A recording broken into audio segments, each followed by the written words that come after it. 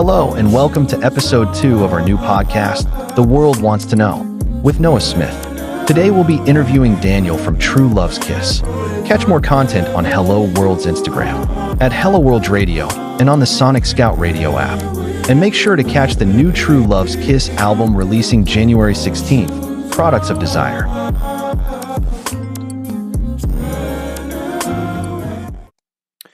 Hello, everybody. I'm Noah Smith from Hello World on Sonic Scout Radio, and today we have a brand new interview. We have a music interview series on Spotify. It's kind of a podcast called What the World Wants to Know. Shoot, that's not the name of it. It's such a long name. Hold on. This is only our second episode so far. It's going to take me a while to get used to it. Oh, shoot. The World Wants to Know. Okay, The World Wants to Know with Noah Smith. This is episode 2. We're here today with Daniel from True Love's Kiss. Welcome in, Daniel. Thank you for having me. That's a good name. World Wants to Know. I like that. Yes. Well, the world does want to know. I mean, is this your first ever interview being conducted, or? I feel like I feel like at the very least public interview. Yeah, I think this is the first broadcasted interview of True Love's Kiss, world exclusive. That's awesome. That's so awesome to say. You guys have been on a crazy roll lately, and started a little bit last year, and it's definitely carrying into this year. You guys have your first ever debut album releasing January 16th called Products of Desire, which we're going to be talking about a little bit later in this interview, but I am very much looking forward to that project. But we're just going to dive right into the questions. Just start off with a real basic one. Who are you? Yeah. Basic is a broad term, but yeah. I'm Daniel. I'm Daniel of True Love's Kiss. True Love's Kiss is a musician collective, sort of thing, a boy band, music group, whatever. I just say just some musicians. At the moment, it's namely me, Daniel, and Caleb, who is also on the product. My childhood best friend. We've been friends since probably like 9 years old, 10 years old. So we've been going at it for a minute, and this kind of group is a culmination of that, of wanting to make music for the longest time. And so finally, last year, July or so of last year, started releasing.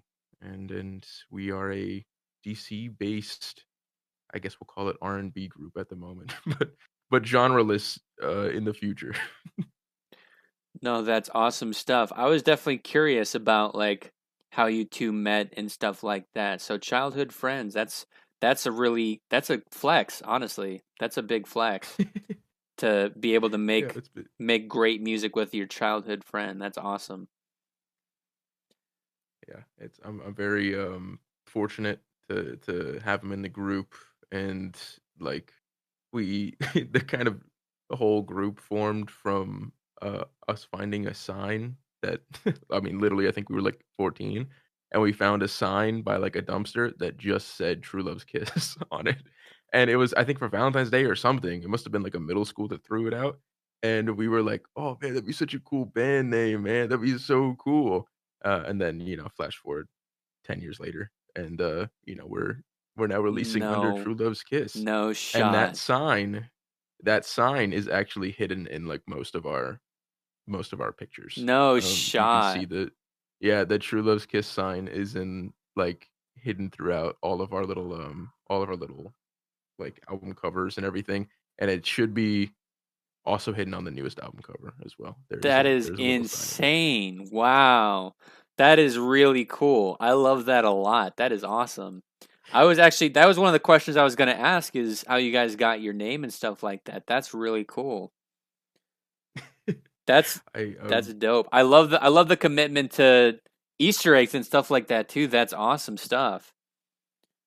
Yeah. Like I'm a I big knew I'm a big my nerd. 13-year-old mind thought it was cool.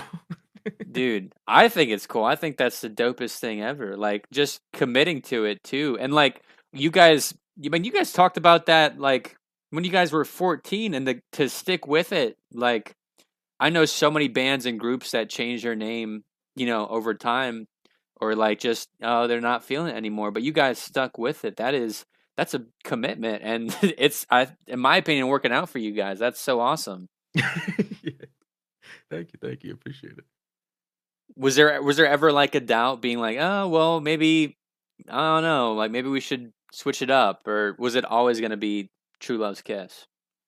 Yeah, I think we always had an idea because we didn't really start making music until um last year, and then like for the most part, Caleb, the other band member, lives in Jersey, and I live in DC, so it's a little bit of a trek, and we'd mostly just whenever we would hang out with each other as friends, we would just talk about it. I went to school for music, so it was a big thing that I knew I wanted to make music, and but we would just kind of jam out together, have fun, just kind of get to know each other's like music styles. Even though we've been friends for the longest time, we didn't really make that much music together.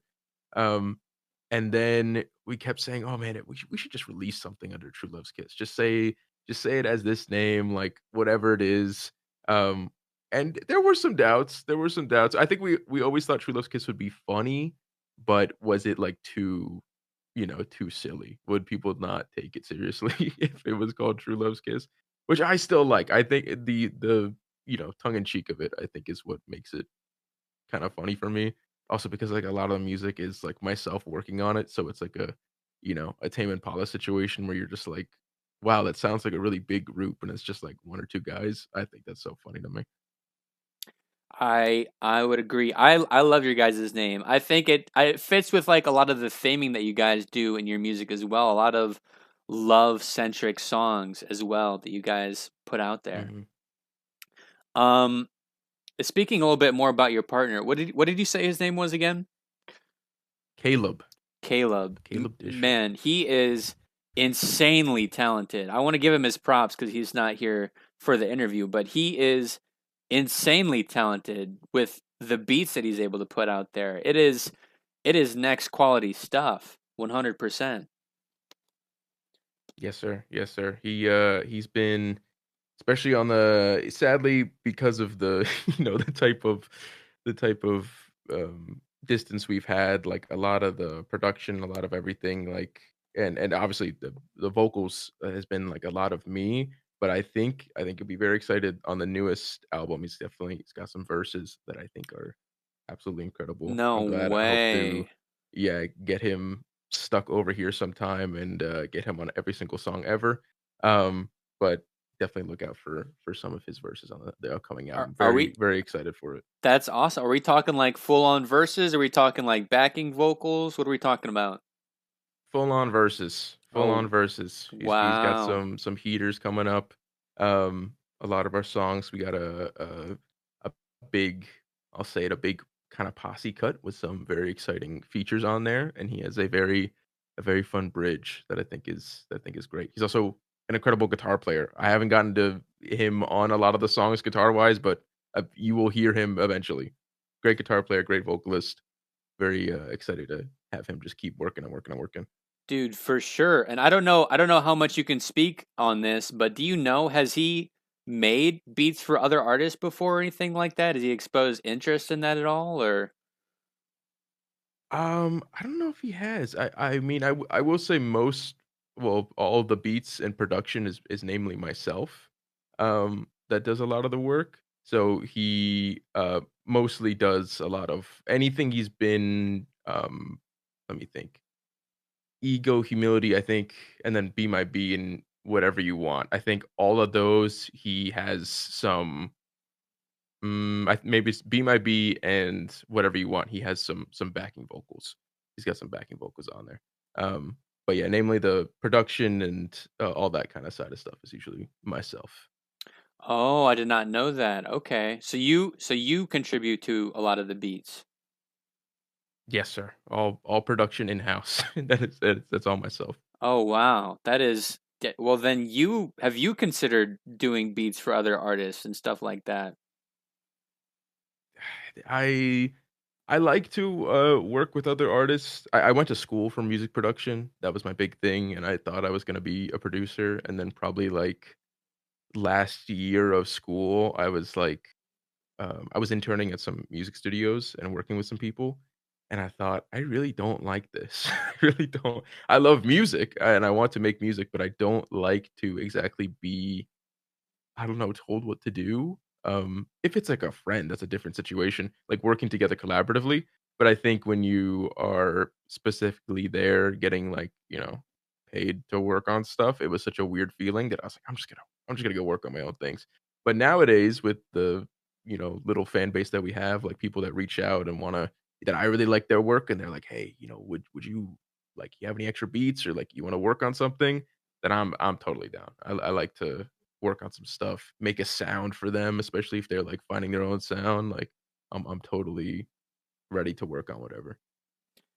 I think that would be really sick. Cause I mean, I this kinda goes into our next question here, but, I love your guys' sound, and, it goes with the beat, it goes with the vocals, and I guess just going into this next question here, what inspired your guys' sound? Is there anything you guys, explicitly pull from or anything like that? Yeah. No, well, thank you, yeah, of course, on the sound, and I really think this specifically, this album has way more of a sound. Um, I think I really worked on a lot more, that's every project that I try to work on, and this has kind of been the first major one. There's always, like, a catalyst, like that one song that you start making first, and then I'm like, "Oh, yeah, I want the whole album to sound like this." And for this one, it was Be My Bee. Be My Bee I made, way like, way long ago, and I was like, "I just love this, like, early 2000s sound." Like, I miss it on the radio. So I was in my mind, I was like, "I wanna help bring it back. I wanna do, some of this production."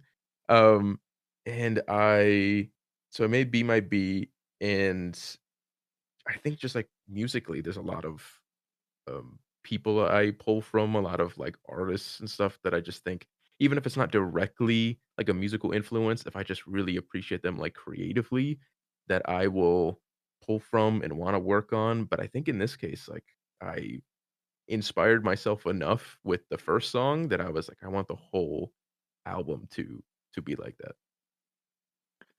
So kind of like one track inspired the whole body of work is kind of what you're saying here. Yeah. Yeah, essentially. I think that first song I had enough of a fun time with that I was like, "I think I wanna make the whole album sound like this." Not specifically every single song is gonna sound like Be My Bee, as obvious from any songs we've released since then. But definitely the whole album to be in that realm, in that genre, and I think that's something I wanna keep going forward. Like, I'm sure every album I make is not gonna sound like a early 2000s R&B pop album, but this one specifically will. No, for sure. And I think not to brag about myself, but I remember putting one of your first songs out on our show, and I think I kind of hit it on the nose there. Like I definitely was getting some 2000s retro vibe, and that's probably why I personally am such a huge fan. I mean I grew up in the 2000s, and it's refreshing to hear. And I feel like you guys kind of have like a modern take on it too. Like, it's not just strictly 2000s. It's like rebranding it and pushing it out in a new direction 100%. Yeah, I think that was my big goal with this, where I love people who kinda take an older sound and put a modern spin on it. I think of a lot of people these days who I look up to, like Dijon and, like, McGee and these kind of people who have a very, like, nostalgic sound, but put their own kind of modern twist on it, that it's something I'm always gonna pull from. And in this case, like, I loved that early 2000s sound, and, I really and especially from, like, the teasers that we've been putting out, like, it's not all just R&B, it's even that, like, classic, pop sound or hip hop sound, like, just that 2000s era, and I don't know, I just really wanted to put my own talk about modern topics, like, there's a lot of talk about, um, being on the phone, kind of, like, relationships and dating within the, kind of modern zeitgeist of Tinder and, all this kinda stuff. So I wanted that same retro style, but in this. The yearning, R&B, that's a classic.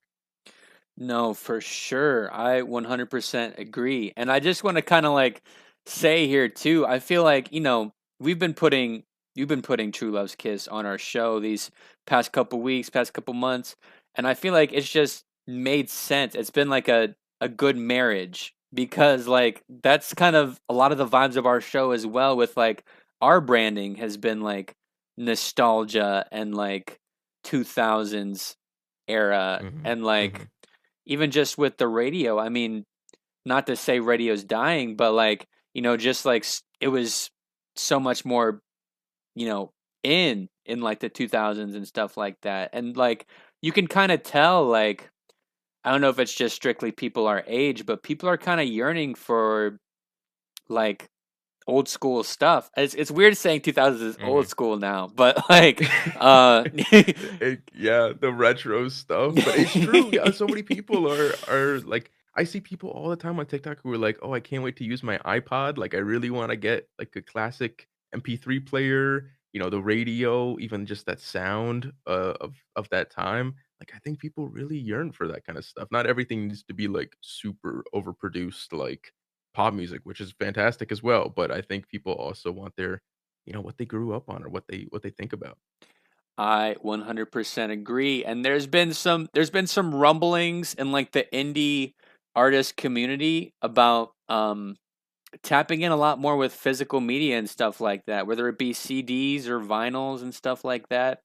And I could talk about that forever, but I didn't have this originally as a question, but do we know if your upcoming album is it getting a physical release as well? There may be some physical releases coming up. At the very least, um, we got a limited run of CDs that should be coming up that you'll definitely hear about if you follow us on socials. There should be some very fun, handcrafted, hand burned CDs coming up with maybe a little surprise inside. But absolutely keep a lookout. That is so awesome. And what is your guys' socials real quick? Yeah, True Love's Kiss Band on TikTok and Instagram. Anywhere else, I don't know, probably irrelevant these days, but TikTok and Instagram, True Love's Kiss Band. Go ahead, follow us. Heck yeah, that is so awesome. That is so awesome. And you guys have been doing successful. Like you guys have been doing great, especially like this is your first project coming out. There I feel like there's been a lot of anticipation, And Mhm. just kind of to close this part of the interview off, like going back into your guys' sound and stuff like that. There's not a lot of people tapping in to that sound, and I feel like that has contributed to your guys' success so far. Like, people want to hear new sounds and people want to hear different things, and you guys are tapping into that side. Yeah, I really wanted to do again, put my own spin on a classic sound, and I think that's been, of course, majorly, positive. But there are still people who are like, "Oh, you should change this thing. You should do this thing." Um, and I that's just part of it. I still like, um, I guess a lack of a better term, like kind of a crappy sound, like a homemade sound. With my music, and I like there to be a little bit of like a tape field or something like that. I don't like, I don't want my music like crazy pristine. I just want pretty music, however that comes out. Um, and in this case, it's a ton of vocal layers and super overcompressed drums hitting you in the head. So that kind of stuff I really wanted to apply to the music. 100%. No, I think I'm excited for all of it. It's awesome stuff. Getting into our next question here, what made you want to do music? Oh man. Um I when I was younger, I grew up playing instruments. I was in band. I think I played like saxophone for like 5 years or something. And funnily enough, at the time, I did not want to do music. I just thought I liked it to enough, but I did not think of a career or think of pursuing it in any way. Um, and then I think after some years, I was like probably 14 or 15, I started to really like find a passion for music and art again. I had always loved it from, an external point of view, but I think I never really dived in as much. I think like every teenager around that time, I started to listen to more experimental music and some more, cool stuff. And then I wanted to pick up playing again. And in this case, like I kind of taught myself piano. I started to play guitar and, whatever, pick up more and more instruments. And then eventually started making beats on, my iPad and like just try to put stuff together. And then by the time I didn't really think I was gonna go to college, but I was probably like 18 or 19, and then I kind of found a way to go to school for music, which is obviously not something you need to do as a musician. But in my case, I really loved the nerdy technical side of stuff and the theory, and I really wanted to learn and get my hands on it. Plus, just being in an environment of like a ton of musicians and people who were professionals just sounded so cool to me. So yeah, I really think kind of the late teen years and especially like 18 or 19, I was like, yeah, I'm going to do everything in my, power to pursue this. And like music is gonna be my thing. I love all art. I almost went to school for like cinematography for a long time. But I think I decided like music's just it's just where my heart's at. I'm just gonna put all of it into it. 100%. Would you say um that would be I'm sure different paths for your partner on True Love's Kiss, but Yeah. um was it kind of like a mutual when like I guess when did that conversation start between you and him where you're like, "Hey, I think it's time we need to start doing this." I think it was last year. It was very early. I mean, I think it was um, June or July last year we released our first track, and I think leading up to that, we had our little hangouts. We only really see each other a couple times a year, because the travel back and forth. And so it'd only be at most like a week at a time, usually like 4 or 5 days. And it's still my buddy, so, we're hanging out and just, doing whatever anyway. So we didn't wanna take it too seriously of like, "You're coming over just to, like, work on this album, like, we need a quick 16, like, let's go."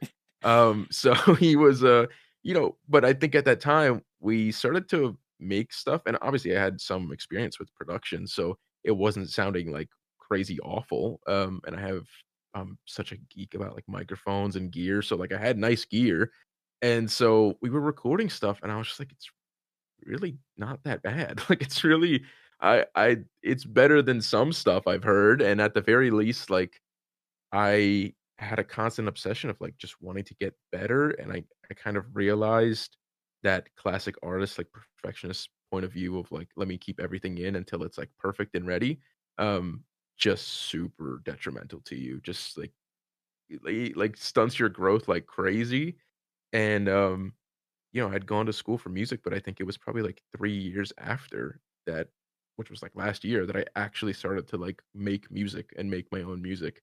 Um, and in this case, we had that conversation of, like, let's just release something. Let's just do whatever. We had made, like, 6 or 7 songs at the time, and, Don't Know How was kinda the one kinda standout, and I think I just, like, threw it together one time when we were, um, hanging out with one another, and I was like, this would be fun." It was also, like, clearly more of an R&B song, and we weren't even really making an R&B album, so I was like, "This is already different anyway, like, let's just put it out there." At this point, we just gotta start, um and then we did, and then I realized, like, "Oh, get like, we should keep releasing music, and we should keep making stuff." And then kind of after that song, I thought, "Oh, I should keep releasing, like, every month and just keep the ball rolling and just keep making more and more." And I think, like, you know, ego and humility, we went from, like, 10 monthly listeners and randomly shot up to, like, 8,000, and in my mind, I was like, "That's crazy. 8,000 people have listened to our music, like, what the hell do I do? I was like, I need to keep making music. I was like, do I actually do this? Like, do I put the time in?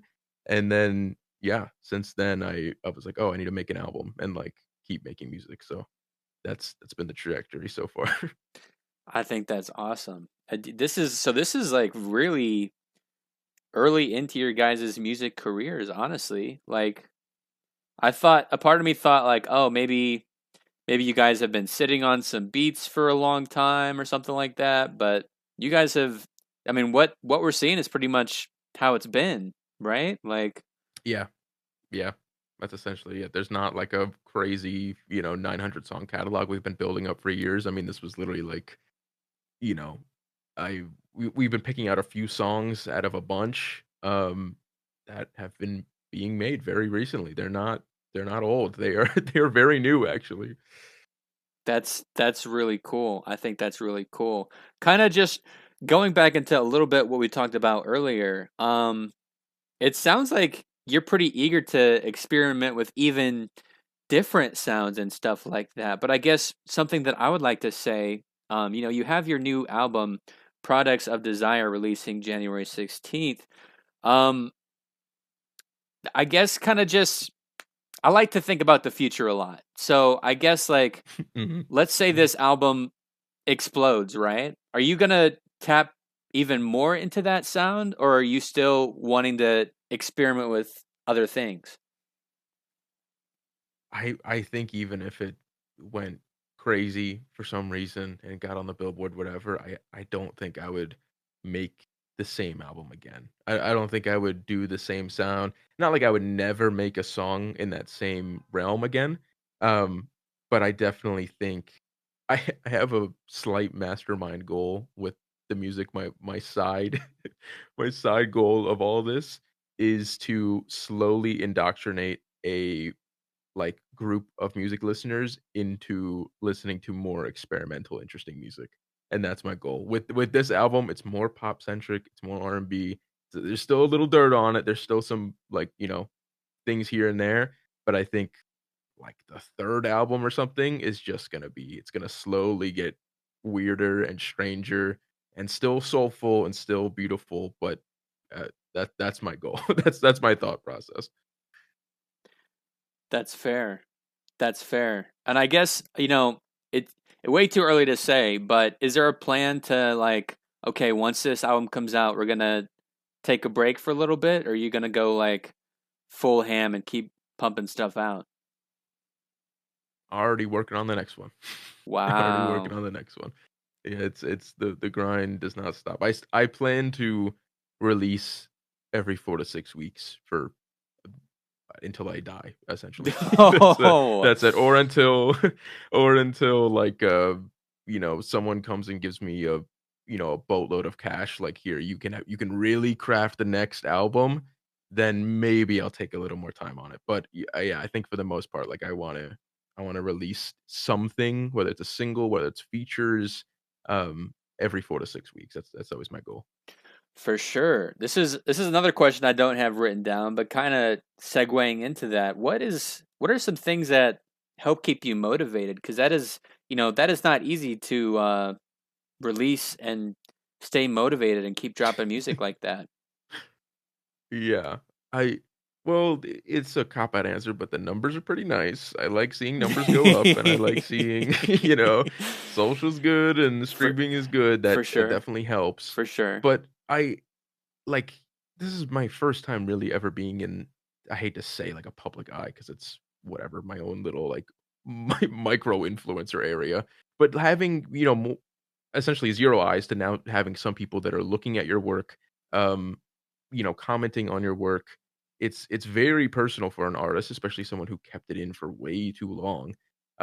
So even if it's just like fun poppy stuff that I'm not exactly like every song I'm pouring my heart out, it's still like it means a lot when you get those people who comment stuff. And I think what really drove me, I always remember on the first song we did, Don't Know How, was essentially a throwaway song. It was and not that I wasn't, like, proud of it or something, but at the time, I was like, "I know this isn't my best work, but I just I think it's fun. I think it's exciting." At the very least, it shows people like, "Hey, we can make music." Um, and I always remember trying my start on, like, TikTok and just uploading a bunch, and someone made a video with their song saying, like, "These guys are gonna blow up, like, I'm here early, I'm waiting for these guys to blow up."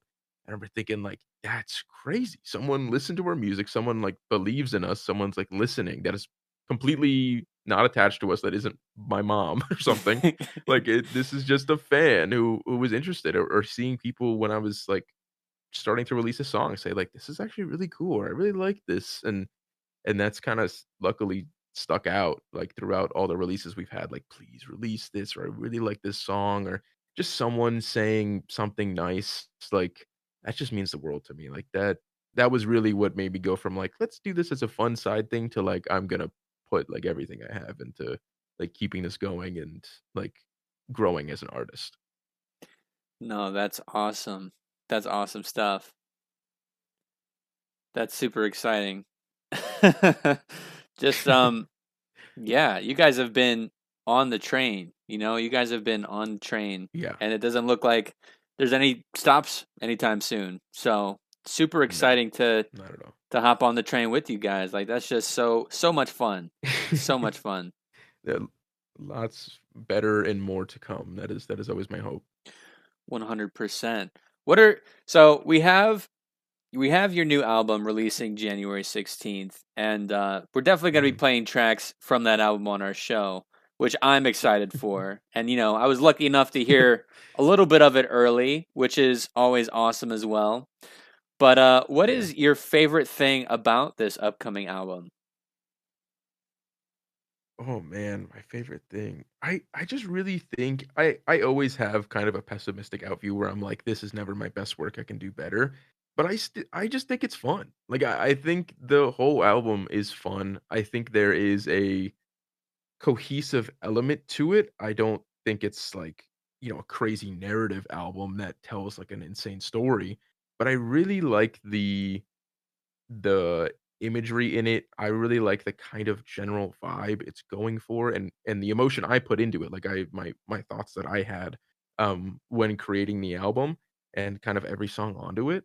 And that's just I don't know, that just keeps sticking with me. Like every time I listen to it, I'm always super critical of my own stuff, but I still think like this is fun. Like this is gonna if it's not someone I think it has a little something for everyone. Like, I think there's at least one song on it that you're gonna go like, "These guys could do something. These guys could be big." I always see it as, like, my whenever I talk to Caleb about it, I always mention it as my, um, like, that first Brockhampton mixtape. Like, that first thing that, like, this isn't the big, series trilogy where we really found our voice yet. I just think it's like, here's an idea of what we could do, of, like, what we're capable of, and, like, just imagine us when we, have more of an ability, more, like, like, studio time or, more effort put into the project, like, just imagine. So that's always been my my thought process about it. No, for sure. I mean, you guys are still technically in year one, right? Like, since start. Yeah, really only been, like, 6 months or so since we started really releasing music. That's Still crazy. early, still early. 100 yeah, 100%. Did you ever like I guess like towards the start, were you thinking like, "Oh yeah, this is when we're going to do our album," or just like, "Oh man, we're gaining really good steam. Let's get an album out." Yeah, no, it was something at the time we only had Don't Know How, and we were working on a different project at the time, which I'm not gonna say it's been scrapped, but it was something very, combined, very collaborative with me and Caleb. So Don't Know How was kind of the one song that I worked on a lot myself. So, when he wasn't here, I was able to work on it, a lot easier because it was just myself. And so I was like, let's just put the song out 'cause it's easy.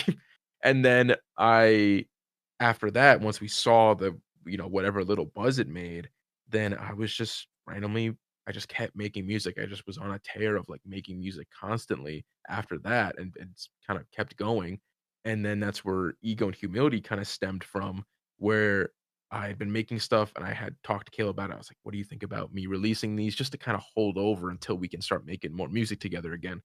And he was like, "Yeah, yeah, yeah, of course, of course." Didn't think it was gonna go anywhere. I'm not gonna say they're bad songs, but I did not have high hopes for them. And they wound up doing like really good, like just way better than at the very least our first song we came out with. So after that, I had put together a lot of music, and I think the album now is 15 songs, and I think probably like 8 or 9 songs in, I had already done by myself and not told anyone. I was thinking about releasing it, like, by myself because it was just a very far, like, very far removed from what I thought the, like, True Love's Kiss sound would be, and what I typically think of, like, Caleb's sound to be too. Like, he's very into rock, and he's very into, like, distorted guitar, which is sick and which I love to do. So I was like, a 2000s inspired R&B album, like, that's that's a very far departure from that. Um, but when I brought it up to him and I showed him some of the songs I had, he was like, "Dude, this is sick. We should do this. Like, let's work on this song." And, we had always planned our debut album to be different, but I just rather get it over and done with. Like, let's just get the debut out so we can get to the second one already. No, for real. That's it's that's probably like some of the coolest stuff we've heard from this interview is like this wasn't gonna be your guys' original sound. Like that's so crazy to think about because you guys do it really good. Like like you would think like, oh yeah, these guys they've been doing it, they've been slinging it for 10 years with this sound. But no, this is like a detour, but it's been in your guys' favor. Like Yeah. Yeah, I get for to sure. talk to a lot of artists, and there's a lot of stories like this where it's like, oh, I know this one guy. His name is Project Dumb, and Mm. he wrote this song like as a joke song and like made a TikTok about it or something, and everyone was like, Make it a full song, make it a full song," and so he did, and it's called Chicken Little, and it's gonna hit like 1 million streams now. Like it's crazy to think Oh about. my Like, god. yeah, and like he just that It's was never gonna be a song. You know what I mean? Like yeah. that was never gonna be a It's always song. the one you never think. It's always the one you never think is gonna happen, and then it winds up happening, and you're like, "Well, what do I do now, man?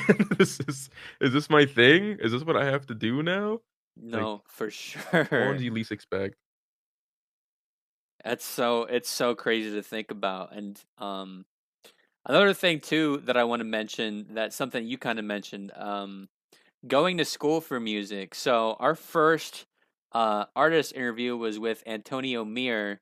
We did that about a month ago, and something that he mentioned, Mm. he also went to school for music, and what that was probably one of his biggest pieces of advice is like to study up and like learn things about whether it's the industry or just like how to sonically craft things, and I think that's an important thing too, 100%. Yeah, it really I'm glad I went. I'm not gonna say it's something vital to a musician, especially if you just wanna create and do whatever. It's you can teach yourself music. But I think, beyond theory, I think it just gave me a really grounded way of looking at music. Like, I didn't I think you should always have high hopes for yourself, but I didn't go into making music as, like, "This is my chance to make money," like, "This is this is my big thing." I It was very drilled into me. I was fortunate enough to have good instructors as well of, like, do this because you love to do it, and if anything happens because of it, like, you be very grateful and you will be lucky. So in a general sense, like, just get better to get better, for your own sake, and hope people kinda latch onto that, as well as, like, learning more of the music, like, back end, like, learning how to copyright your stuff, like, learning to make an LLC, like, how to promote yourself, what's good SEO, like, this kind of business stuff that they don't wanna teach you, like signing up for, like, a PRO early and stuff like that. That's stuff you never think when you're early on, you're just like, "I'm gonna make fun music, it'll be cool." And then you realize, like, "Oh, I have to, like, learn to release my songs and, like, learn to, like, how to mix and master, to, like, the, typical Grammy levels and stuff like that. It's tedious and it's annoying, but it's also, like, really, important stuff to kinda get across. So having that, as well as just, like, having people that look at your music. Like, I remember I had a I remember I had a thesis That was I had to make a I was doing a lot of orchestral pieces at the time, and I thought I was gonna do film scoring. So I made this huge orchestral piece based on Gustav Holst's Mars, and it was took me months to work on. It was the thing I like, at the time, a piece of music I worked on the longest, and I had to have, like, 8 professors sit there and, like, listen to it and grade it in front of me, and I was, like, petrified. I was like, "This is awful," but at the same time, it prepped me for people who, will say, like, "Your music sucks, like, you're really bad." I'm like, "Okay, that's alright. Like, I can tank it now. I'm much better at it." So it I think it really helped me for getting into the music world and having, like, normal human expectations.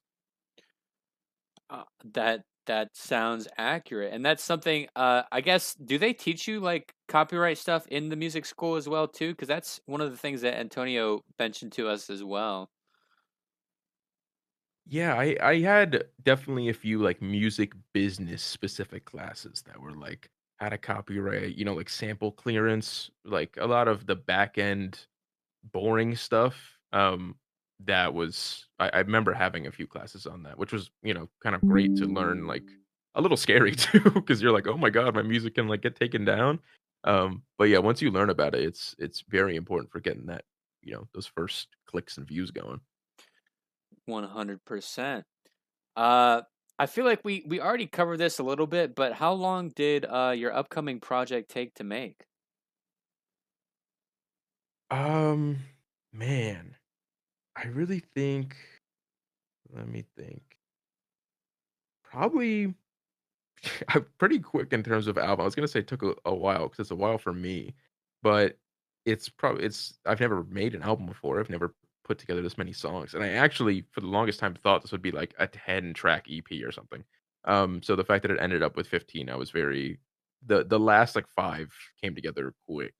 Um, and so I think it really probably like 3 months. Maybe 3 months, maybe 4 months, I would say. But, like, most of the album, I think it was, like, 8-ish songs got put together within, like, a couple months, and then also the last, like, 7 songs got put together in, like, 2 months. So, it was probably, like, a 4-month process. Okay, okay. And I guess this is kind of like it sounds like you had, this interest of cinematography and things like that. Could we be expecting like a music video for any of these songs or I would love to, and I very much plan to. I always have some shots in my head. I'm always cooking up something. I'm always thinking of what I want for a music video. And what is a album without a couple cool music videos? I think we have some really fun songs coming up on it that deserve a music video. So, yes, I very much plan to, especially if I can, nag and beg Caleb, he's gonna be forced into them as well, but there will for sure be some, videos coming out, um, at the very least, some, like, visualizers or something, but I would like to think some pure, c cinematography music videos are coming. that'd be so sick. That'd be so sick. Um, so I guess what can we expect from True Love's Kiss in 2026? You're mentioning a lot about potentially experimenting with other genres and stuff like that, different sounds. Really looking forward to this album coming out. What else can we expect this year? I I think a whole lot. I would like to think, fingers crossed, this is more our year. A lot more music. I would like to think a lot better music, a lot different sounds, experimentation, and also some live shows. Look out for some more live shows coming up within the, you know, probably more specifically the East Coast area, DC area. But we, plan to make more of a set list, get these shows going. Um, Look out for a lot more features we have coming up. I've already been working with some people, not just on our music, but maybe True Love's Kiss will be featuring on some other people's projects as well. Um, so I'd definitely keep an eye out. Lots to come. Lots to come. That'd be so dope. I don't want to uh speak anything out there, but could we see a tour? I let's see how the album goes. That's fair. That's Let's fair. see how the album goes. Let's see how. But yeah, I definitely think like at the very least, I grew up in the like New Jersey, New York area. Like I plan on trying to do at least like one or two shows out there, and I'm in the DC area now. Like I definitely see myself doing some shows around here, and I'm lucky enough to have some friends and know some bands around here to hopefully work with. But yeah, if you're on the East Coast, definitely keep a lookout on our socials if you're interested in our sound. That's so dope. That's so dope. That would be so sick.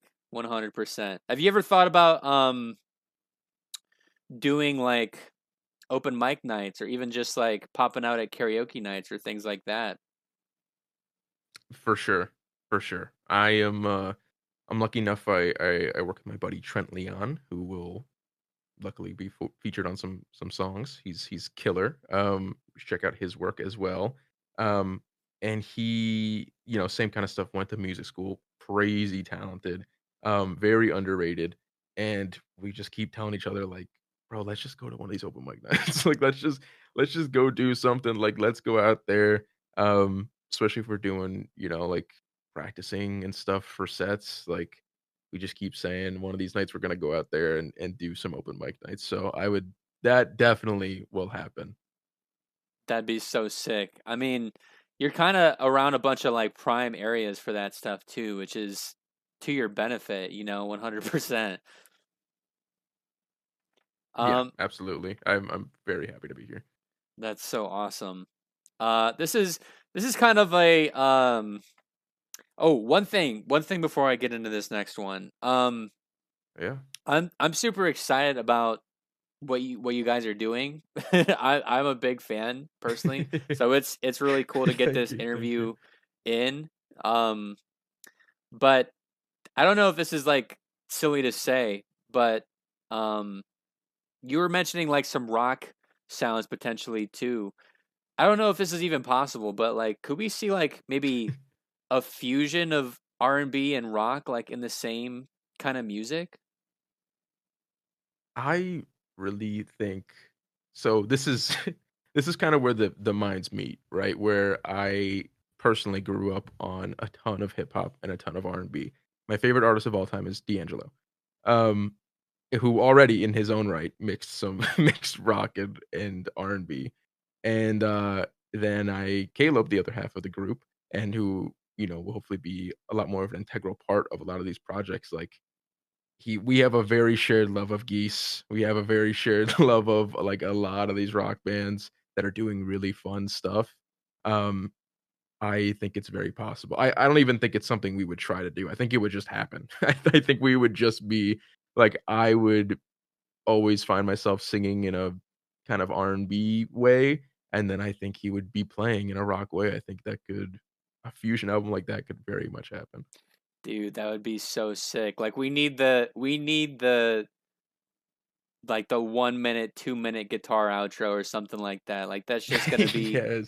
that's gonna be heavenly. Like that's Oh, gonna yeah, for sure. be so sick. So this is a fun question we like to ask, and you kind of have to speak this into existence. What is your dream collab or dream collabs that you would love to do? Like anyone in the world out there. Oh my god. Anyone. And they're gonna Um, they're gonna edit this in like 10 years and be like, oh my god, it happened. Like so you gotta like speak yeah. this into the world. I'll say this just because I do love him, and we were just talking about how he doesn't release any music. Frank Ocean. If we can get him out there somehow, he's a big influence. I would love to have him out there. Um, I I don't know what that would sound like, but I very much grew up listening to him and really appreciate him. So he's definitely up there.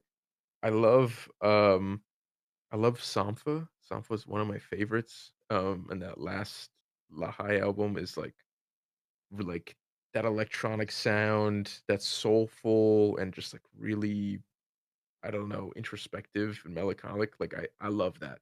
Um, so probably him. Uh, and then I'll give two newer people, I guess, Magdalena Bay. I would love to do some stuff with Magdalena Bay. If they, for some reason, are listening, Magdalena Bay, please hit us up. I really want to make some fun, like retro pop with them. That would be so sick. Um, as well as Gabriel Jacoby. I just started listening to him recently. I'm new. I can't say I've been listening to him forever, but he is so sick. That I listened to Baby recently because I found him out through Justin Bieber. That guy is. I would love to work with him. I'm not sure about those last couple names. I gotta go check them out, but that sounds awesome. And Frank Yeah. Ocean would obviously be awesome. I mean, you get Frank Ocean to unretire, you're set. I mean, that's like the biggest flex ever, my right? my jersey's in the rafters if that happens. Absolutely. Exactly. Like your music's so fire, Frank Ocean unretires? Like, come on now. That's yeah, that would be crazy. That would be so nuts. Um, that this has been great. I've loved doing this interview. I'm so excited to hear your guys' new album. It's gonna be on our show, Hello World Radio, on the Sonic Scout Radio app. Make sure to check it out. Is there anything else you'd like to throw in there? Anything else you'd like to say? Man, well, first of all, thank you for having me. Pleasure to be here. We love Hello World Radio. We're so grateful to be on. And just keep an eye out for fun stuff. Keep your ears open. We're very grateful to the fans that we have, the people that support us. Like I I think 2026 is gonna be the year of True Love's Kiss. I got a gut feeling. I got a gut feeling something good's gonna happen. Dude, I can't agree more. I can't agree more. I mean, I'm excited again. And, I'm excited because, like, I'll just be telling friends, I'm like, hey, we just put these guys on our show. I think they're going to do really good. And I'm just so excited, man. And, I don't want to hype myself up too much, but we know Royce Anthony's going to be on your upcoming album, and the fact that I was Yes. able to like put you guys onto each other was like such a cool thing. Like, and to hear that song Yeah. actualized too, I'm like, you know what? This is exactly what I thought this was going to be, and it's great. Like, you It guys are not going to want to yeah. miss out when that officially drops. It's going to be so great. Yeah, we are so thankful for you, for the group, for putting us onto Royce. Royce, we love you.